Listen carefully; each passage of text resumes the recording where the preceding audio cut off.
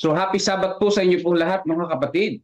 Yan, nawa ay nasa mabuti po kayong kalagayan sa mga oras na ito. So kagabi ay medyo maulan lang. So ngayon ay September 16, so napakabilis ng panahon. Hoseas at Hulda ang ating pong pag-aaralan at ang pinaka-text natin sa 2 Kings chapter 22 verse 13. Tayo po ay manalangin. Mapagpalang Diyos, siyang aming tagapagligtas, aming pong ininadalangin ang aming pong pag-aaral ngayong umaga dito sa 2 Kings Chapter 22, inyo po nawa kaming gabayin, O Diyos, at bigyan ng karunungan na nagbumula sa inyo. Ito po ang aming dalangin sa banal na pangalan ni Jesus. Amen.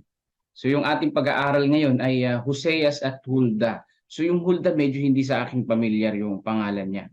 Hoseas, ito napapakinggan ko na. No? Ito si Hulda, medyo hindi ko pa kilala.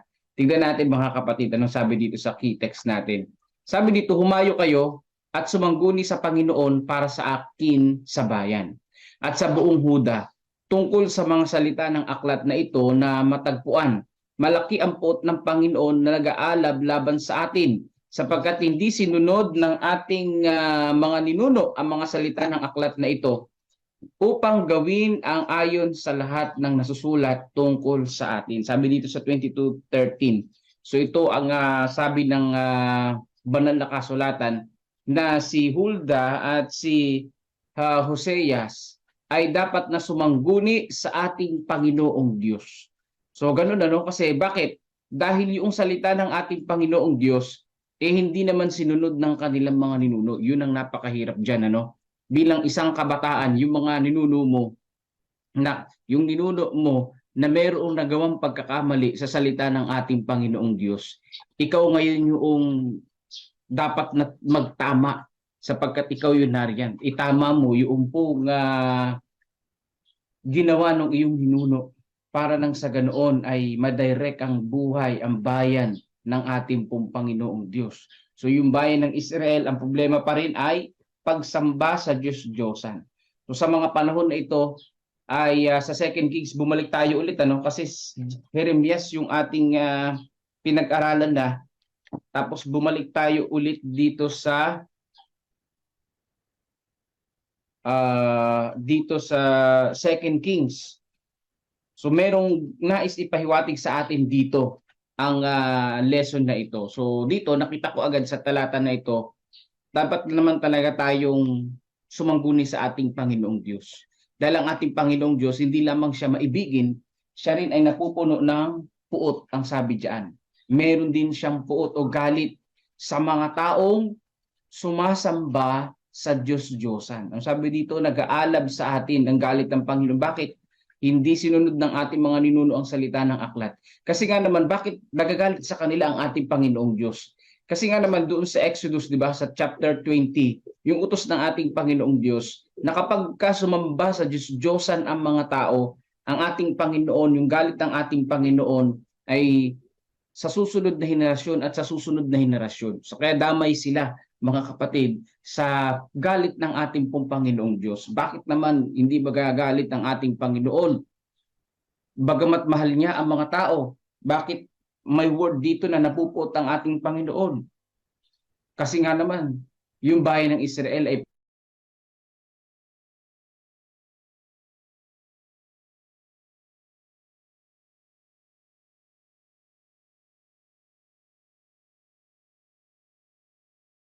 naman sa Diyos-Diyosan at hindi pa nila sinunod yung sinabi sa aklat o sa banal na kasulatan. Kaya ano ang payo kay kila Hoseas at Hulda?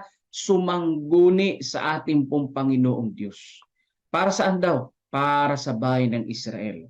No? Para sa mga tao. Bakit? Sila kasi yung inatasan ng ating Panginoon. Nakita ng Panginoon na mga isa sa mga matuwid sa henerasyon nila. Kaya makikita po natin dito sa ating devotional bawat araw, sa bawat henerasyon mga kapatid, meron lumilitaw na mga tapat sa ating Panginoon. Bawat henerasyon, merong tapat sa ating tagapagligtas. Merong banal at tandang sumunod sa Diyos. At syempre, marami pa rin sa bawat henerasyon ang mga sablay at sumasamba sa Diyos-Diyosan. Sa panahon natin mga kapatid, kamusta? Baka ikaw at ako ang nakikita ng Panginoon na maaari mapagkatiwalaan ang salita ng Diyos. Kaya tayo narito sa ating henerasyon, makita nawa na tayo ay nananampalataya sa ating Panginoong Diyos at tapat sa ating tagapagligtas. So tignan natin dito sa tatanggap tayo ng kapangyarihan.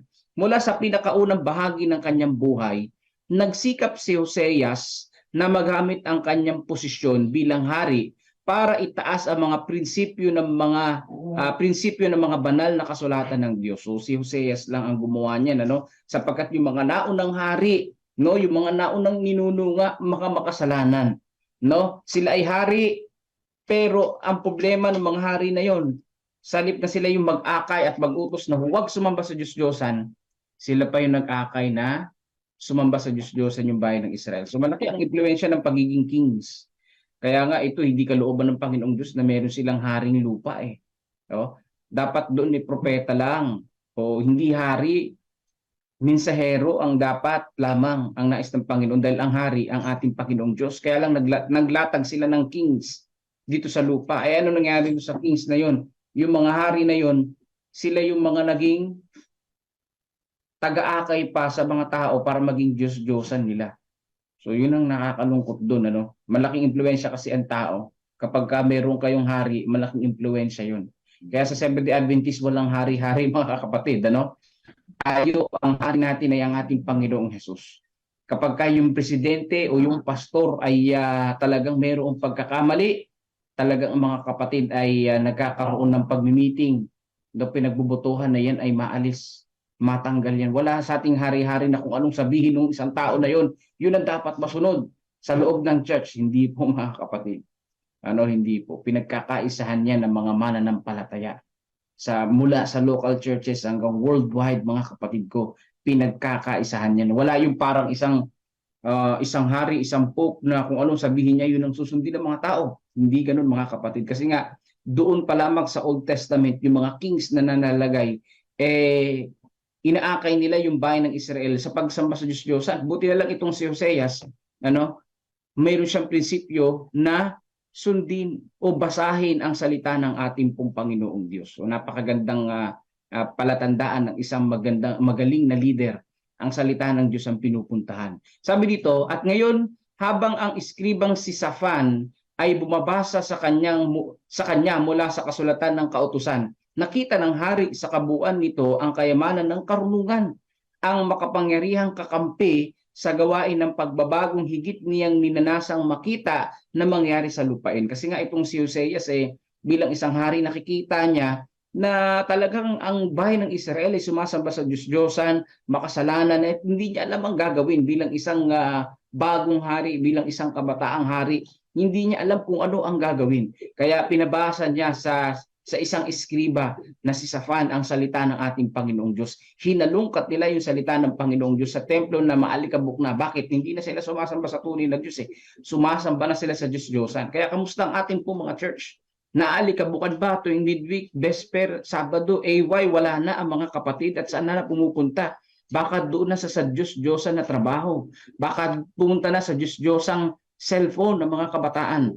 Sa Diyos-Diyosang online games ang mga tao. O nag-online business na ang mga kapatid, kaya wala na sa AY. Nasaan ang mga kapatid na sumasamba sa ating Panginoong Diyos, sa tunay na Diyos?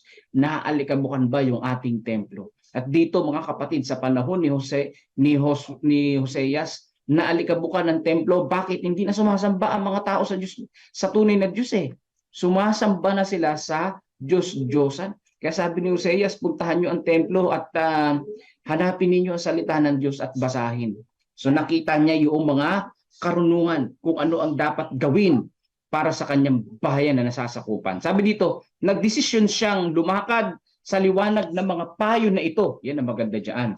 At akayin sila at gawin ang lahat niyang makakaya para mapalapit ang kanyang bayan sa mga aral nito. At akayin sila kung maaari na palaguin ang paggalang at pag-ibig para sa kautusan ng langit. So dito po mga kapatid ko, napakaganda. Hindi lamang binasa ni Hoseas ang salita ng ating Panginoong Diyos, kundi ginanap pa niya kung ano ang sinasabi sa Biblia, yung mga payo ng ating pong Panginoong Diyos. Well, ang Bible nila Hoseas ay yung pong tinatawag na Pentateuch. Yun yung Bible nila, yung Old Testament, yung Torah, ang kanilang banal na kasulatan. sapagkat sila nga nun ay bagong sibol. At wala pang New Testament nun dahil wala pa naman sila Jesus noon. So yun yung Bible nila. Yung five books of Moses, mga kapatid, na tinatawag. So dito po mga kapatid ko ay makikita po natin na kung babasahin natin ang Biblia, sundin natin. Hindi lang yung kumo nabasa natin at di na natin susundin. Marami ang mga taong bumasa ng salita ng Diyos pero hindi naman sinusunod. Sabi dito, ngunit posible ba bang maisagawa ang kinakailangan pagbabago? Posible mga kapatid.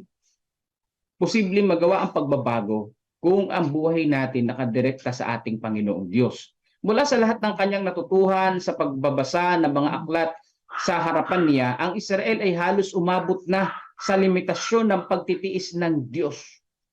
Malapit na ang Diyos ay tumayo para parusahan ang mga nagdadala ng kahihiyan sa kanyang pangalan. So katulad niyan, sa panahon ni Noah, umabot na sa limitasyon ang ating Panginoong Diyos. Umabot na sa limitasyon ng pagtitiis ng Panginoong Diyos kaya gininaw na niya ng tubig ang buong mundo. So dito sa bahay ng Israel, ups and down, pinapahiya nila ang Panginoong Diyos, tapos babalik sila sa ating Panginoong Diyos kapag naghihirap na sila. At eto na mga kapatid, malapit na sa limitasyon. So maaring magpadala uli ang ating Panginoon ng anumang bagay, hindi na tubig kasi pinangako niya hindi na tubig o maaring hangin na ang ipadala. Kasi ang apoy sa panahon natin mga kapatid, after 1,000 years mga kapatid, yung apoy wala pa yon. O baka gamitin na nga ng Panginoon yung lupa para kainin na lang ng lupa yung mga taong yung bayan ng Israel na talagang walang ibang ginawa kundi sumuway sa Panginoong Diyos. Pero dito mga kapatid ko, napigilan ni Hoseas yung pong limitasyon na yun. At talagang sila ay nagbago. Pumunta sila sa ating pong Panginoong Diyos. Nag-aral ng mga salita. Sabi dito, bumangon na ang galit ng Diyos laban sa bayan. Puno ng kalungkutan at pagkadismayan. Pinunit ni Hoseas ang damit niya at yumukod sa harapan ng Diyos. Yan. Na may paghihirap ng damdamin, na humihingi ng kapatawaran para sa bansang walang pagsisisi. So dito po mga kapatid, bilang isang hari, talagang anong ginawa niya? Pinunit niya ang kanyang damit at yumukod talaga sa harapan ng Panginoon. Talagang sumubasog. Talagang ganyan sila mga kapatid kapag lumalapit sa ating Panginoon. Sumusubsog. Yung mukha ay nakatingin sa lupa. Talagang pagpapakumbaba sa ating Panginoon. Bakit? Alam na ni Hoseas na malapit na ang limitasyon ng Panginoong Diyos at sila ay parurusahan na ng ating Panginoon. Aba, grabe, no? Matindi yan. Inihihingi niya ng tawad ang bayan ng Diyos na hindi naman nagsisisi. So yun ang mahirap dun bilang isang leader. Ikaw bilang isang leader, marami kang mga plano, marami kang mga gustong gawin, pero yung bayan mo naman ay ayaw gumalaw. Ayaw kumilos. So mahirap din yan sa pagiging isang leader, di ba? So dapat tayo mga mananampalataya, sasabayan din natin yung leader natin o yung ating pastor o yung ating care group leaders sa kanyang kasigasigan sa pagmiministry. So dito si Hoseas, nag-initiate siya na yumukod sa harapan ng ating Panginoong Diyos para ihingi ng tawad yung bayan ng Israel na hindi naman nagsisisi. Yan ang malungkot dyan, no? Gumagawa ka ng effort, pero yung pinagagawa naman ng effort, wala namang effort para tulungan ang sarili nila. So yun ang malungkot dyan.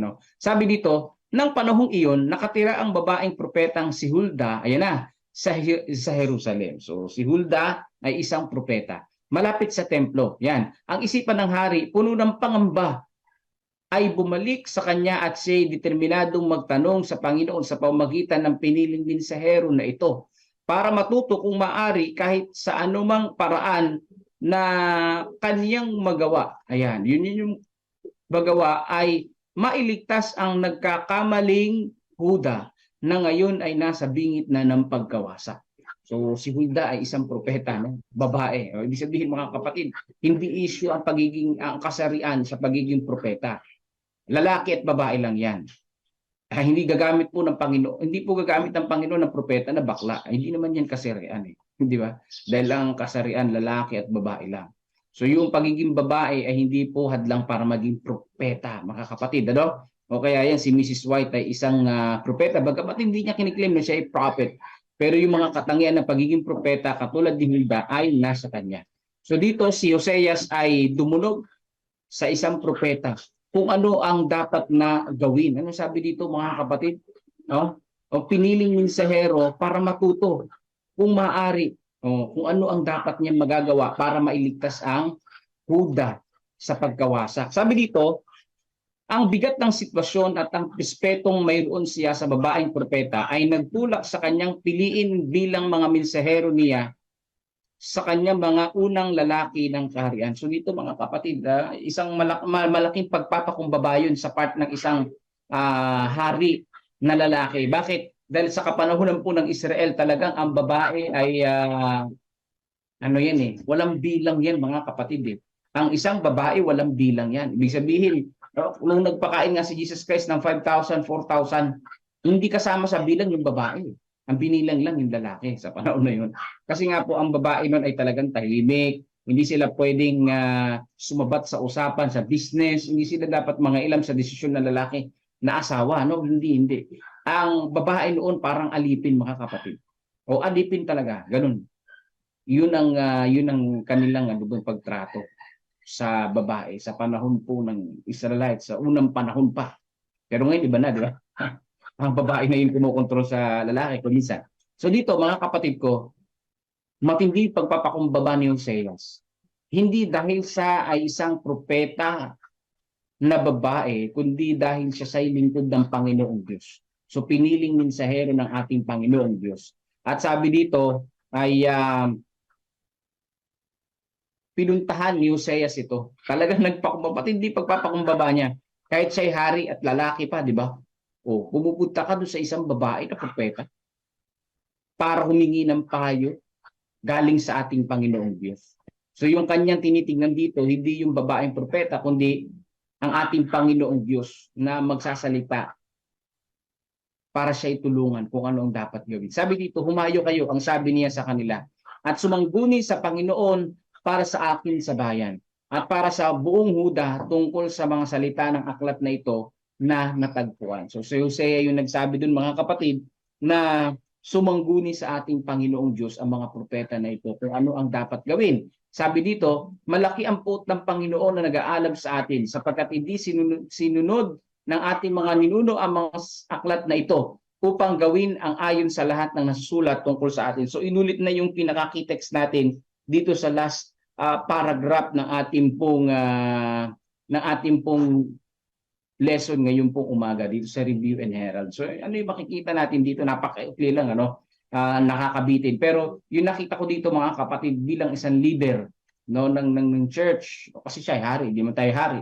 Pero leader tayo ng ating church o ng ating tahanan. Maganda yung mapagkumbaba tayo. At nakikita natin sino yung dapat nalapitan para sa pagbabago natin. Para sa pagmumold ng ating pong karakter. At dito, ang nilapitan nga ni Hoseas ay ang lingkod ng ating Panginoong Diyos. Bagamat babae, nilapitan niya para manawagan, para manalangin, ipanalangin ang bayan ng Israel. At hindi nga siya nabigo, di ba? Isa siya sa tinaguriang tapat na hari sa kapanahunan niya na siya'y lingkod ng ating Panginoong Diyos, si Josiah. So dito po mga kapatid, ang ating ma-apply sa ating pong buhay, kailangan nating saliksikin ang salita ng Panginoong Diyos. Una, i-analyze natin ang ating sarili, ang ating church. Ano ba yung kalagayan ng ating church spiritually? At pagkatapos doon, pumunta tayo sa banal na kasulatan kung ano ang sinasabi ng Biblia nang sa ganun matulungan tayo kung ano ang dapat natin gawin. At dito nga, isa sa mga nabasa ni King Josiah ay ang mga propeta ng ating Panginoong Diyos ay malalapitan at sila yung nakipag-usap sa Panginoon. Kaya dapat napuntahan. At yun nga ang ginawa ni Hosea, pinuntahan niya yung babae, nagpakumbaba siya. Grabe yung pagpapakumbaba niya. Kasi sa panahon na yun, nabanggit nga natin yung kalagayan ng mga babae. Grabe yung pagpapakumbaba niya sa harapan ng isang propetang babae na lingkod ng ating pong Panginoong Diyos. So nakita ko din dito, ano man yung posisyon natin, ano man yung posisyon ng kapatid, huwag nating mamaliitin. Bakit? Dahil nasa sa gawain siya ng ating Panginoong Diyos. So dapat malaki yung ating respeto. At syempre, number one na dapat nating pupuntahan at titignan at lalapitan sa tuwing tayo ay may problema, walang iba kundi ang ating pong Panginoong Diyos. Siya po ang hindi nagiging last ang Panginoon. No, hindi dapat ito naging last na ang Panginoong Diyos eh. Parang no choice na eh. 'Di ba kapag tayo ay may mga problema, minsan sinusolve pa natin sa sarili natin eh. Kung sino-sino pang taong nilalapitan natin eh. Pag last choice na at wala na tayong mapili, wala na tayong mapiga at talagang corner na tayo, tsaka pa lang tayo lumalapit sa Panginoon. So yun yung malungkot dyan. Yan ang mahirap dyan mga kapatid. Ano? Yan ang nakakapanglumo dyan. Parang last part na ang Panginoong Diyos. Last resort na ang Panginoong Diyos. Kumbaga sa last alas na ang Panginoon. Last na to eh. Dapat pala mga kapatid, una pa lang ang Panginoong Diyos na. Di ba? Yan naman ang pangako ng ating Panginoong Diyos sa Mateo 6:33. No? Unahin muna ang ating Panginoon at ang lahat ng bagay na ito ay pawang idaragdag sa atin. Ibig sabihin mga kapatid ko, no, wala pa yung problema, wala pa yung ating pangangailangan, unahin na natin ang Panginoon. Hindi yung kung kailan tayo may pangangailangan, parang last ng pang-solve ng problema ang Panginoong Diyos. Pangit yun mga kapatid ko. Dapat nauuna lagi ang ating Panginoon. So dito si Oseas ay talagang nakita niya na ang bayan ng Israel ay malaki ang problema. Kaya number 1 na ginawa niya, pinahanap niya ang aklat ng ating Panginoong Diyos. At yun ay binasa niya at sinunod niya yung payo. Inuna niya yung ating Panginoong Diyos. Kaya yung lahat ng mga bagay na solusyon sa problema niya ay nangyari ayon sa kalooban ng Panginoong Diyos. Bakit inuna niya ang Panginoon? Hindi niya ginawang last ang Panginoon na ay ito na lang gawin natin. Kasi wala na tayong magagawa. So uunahin natin ang ating Panginoong Diyos mga kapatid sa ating pong buhay. So patawarin tayo ng ating Panginoon kung minsan no, ang panalangin natin minsan ay Panginoon ikaw na lang yung malalapitan namin, wala nang iba. Para baga lahat na nalapitan mo tapos last na yung Panginoong Diyos, no? Bilang parang yun eh, parang malungkot yun eh. Dito ka na pupunta kasi wala ka na mapuntahan. Bagamat magandang pakinggan, pero dapat sana nauuna ang Panginoong Diyos. Panginoon, no, lumalapit ako sa iyo dahil ikaw lang naman talaga ang aking dapat lapitan at wala nang iba. Di ba? Kasi ang Panginoong Diyos ay ating Panginoong Diyos. Tandaan po natin, nakita ko dito na karakter ng Panginoon, bagamat ang Diyos ay Diyos ng pag-ibig, siya rin ay napupuot sa mga taong sumasamba sa Diyos-Diyosan. At yung puot niya nga sabi sa Exodus 20 ay sa henerasyon sa ika-4 na henerasyon, sa unang henerasyon, ikalawa, ikatlo, hanggang ika-4 na henerasyon mga kapatid. So grabe yan yung puot ng ating Panginoon. At kung hindi ka magpapakumbaba at magsisisi sa pagkakasala, ay hindi tayo mapapatawad ng ating Panginoong Diyos. So, ganyan yan. Kailangan humingi tayo ng tawad sa ating Panginoong Diyos. Dahil ang Diyos naman, kung hingi ng tawad tayo, sabi sa 1 John 1:9, tapat naman ng Panginoon para tayo ay patawarin. Yan naman ang kagandahan sa ating tagapagligtas. No? Siya'y mapagpatawad sa mga taong nagsisisi kahit gaano kalaki ang kanyang puot sa bayan. Yan po mga kapatid ko, no? Kaya nga sa Sodom at Gomora kung talaga tinuloy pa ng bargain ni Abraham yun hanggang sa isa na lang yung sasamba. Kung tinanong niya pa yun sa Panginoon, talagang hindi niya susunugin ng Sodom at Gomora. Kaya lang binaliit ni Abraham yung biyaya ng Panginoon No? Baka nasa isip niya, baka hindi sunugin ng Panginoon talaga kahit isa lang yung baka isa lang kasi. Hindi dapat ganun mga kapatid tayo mag-isip. Dapat talagang lumalapit tayo sa ating Panginoon na buo ang pananampalataya na walang pag-aalinlangan.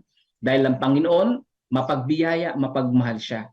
Pero meron din galit kapag talagang umabot na sa limitasyon yung pagsamba sa Diyos-Diyosan ng mga tao na talagang hindi na bumalik sa Kanya.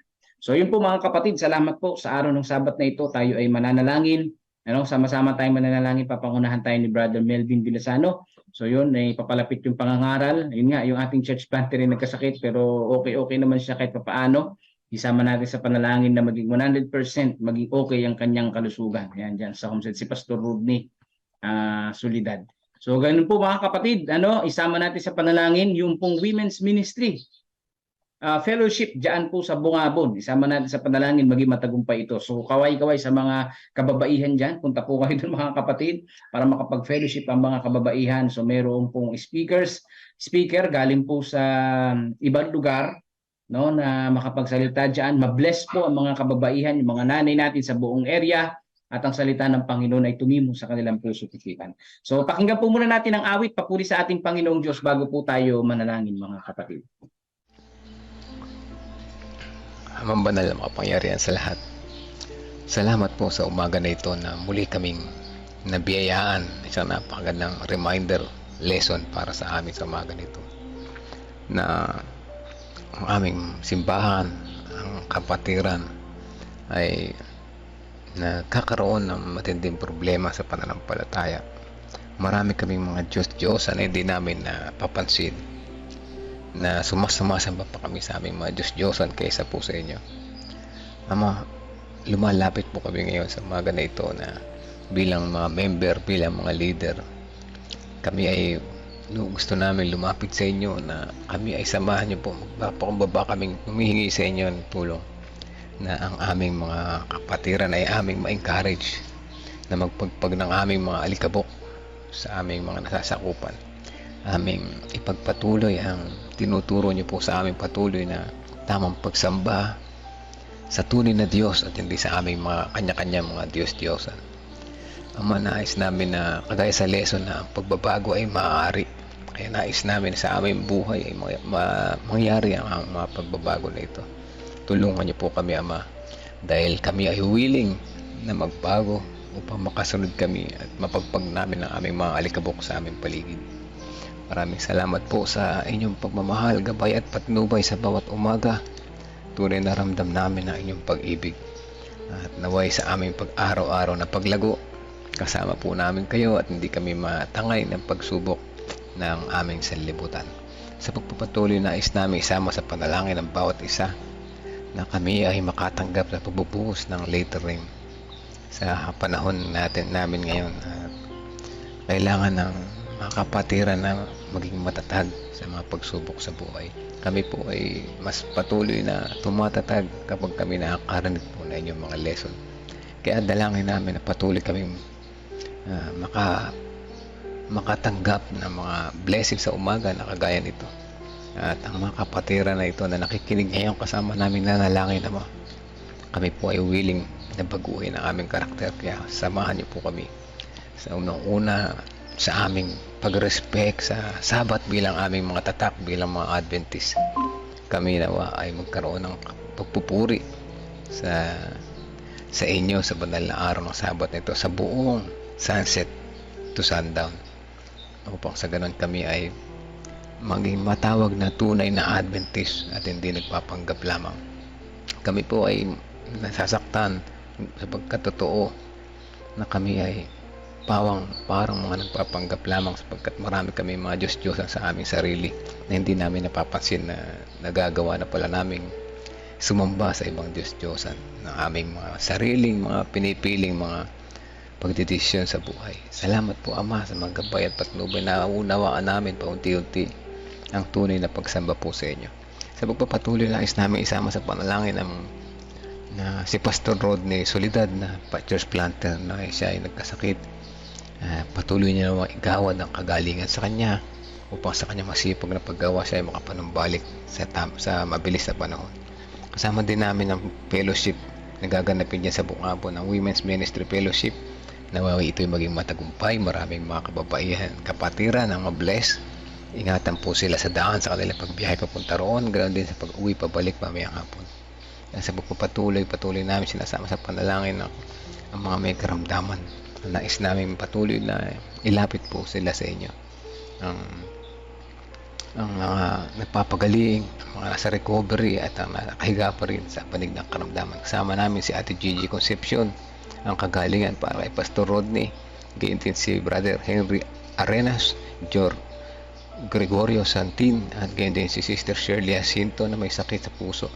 Kasama din namin si Tate Petong, si Kuya Mike Pablo, si Sister Nimpa Rivera, yung kanyang pamangkin sa Canada na sponsor ng kanilang church. Patuloy na maigawad ang kalakasan sa bawat araw at patuloy na matagpuan po kayo bilang kanyang personal na tagapagligtas.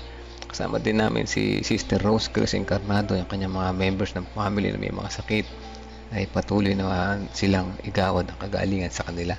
At kayo din si Ating Sevilla Erilia Bourbon, kasama na rin si Brother Renato Santos, Romnick Francisco, Olivia and Rebecca Francisco, Jennifer Pascua, Precious Cabasog, Princess Jerquina, si Aris C, ganyan din si Sister Nena, kasama na rin si Tia Aning, Tia Aurora, Corazon Mina, si Ate Sally Sanchez, Sister Janet Untevero, Gina De Guzman, Arturo, and Erlinda Duque sa kanilang past recovery. Ang mga pangalan po na ito ay kasama ng iba pa na hindi namin nabanggit, ay patuloy na nagtitiwala po sa inyo bilang isang dakilang doktor at ang aming panalangin ang pinakamabisang gamot na kagalingan na rumumula po sa inyo. At sa gayon din kasama namin sa panalangin ang mga may karamdaman pang espiritual na dati nagtapat po sila. Pagkalooban nawa po sila ng kanilang mga pangailangan at makita nila ang inyong pagmamahal at ang inyong paghihintay upang sa ganun makasama ulit namin sila sa paghahanda sa nalalapit ninyong pagdating. Salamat po Ama sa paggabay sa amin sa bawat umaga, sa bawat araw. Tunay na kami ay nabe-bless, nare-remind at nare-revive. At patawad po Ama kung kami man ay makasalanan. Ang lahat na ito ay aming inihiling sa pangalan ni Jesus namin tagapagligtas. Amen and Amen.